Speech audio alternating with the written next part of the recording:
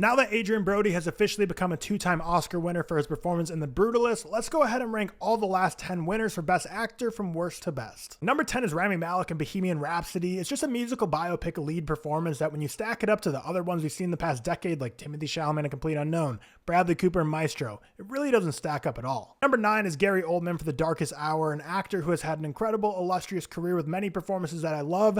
Don't think this is anywhere near his best though. Number 8 is Brendan Fraser for The Whale. It's a movie that I like a lot more than the average person. It seems like everyone hates on this movie and hates on this performance, but still, compared to the other ones here, like it just can't go any higher. Number 7 is Will Smith in King Richard, a movie and a performance that I do quite love, and it's a shame that the Oscar ceremony kind of tainted that a bit because I do really think he deserved the appreciation for this film. Again, he's been better in other movies, but still very good in this. Number 6 is Joaquin Phoenix in Joker. You know, Joker 2 has soured a lot of people's thoughts, but a lot of people soured on the original Joker in general, but I do really think he gave an incredible performance as Arthur Fleck in Joker. Number 5 is Leonardo DiCaprio for The Revenant. This is the Oscar they handed him to basically just prevent him from harming himself any further to try and win an Oscar. He's been better in so many other movies, but what he had to go through for this performance and the performance itself is still quite stellar. Number 4 is where I'm going to have Adrien Brody in The Brutalist land. Now, I was disappointed when I heard his name read because it's just kind of a boring pick, I feel like, but I can't deny it is one of the better performances we've seen this century and deserving of recognition. Top 3 at this point could go in any order. I think all 3 of the top 3 are head and shoulders above everyone else here, so do not pay much attention to where I'm ranking these 3, but these top 3 are phenomenal. Number 3, I'm going to go with Casey Affleck in Manchester by the Sea,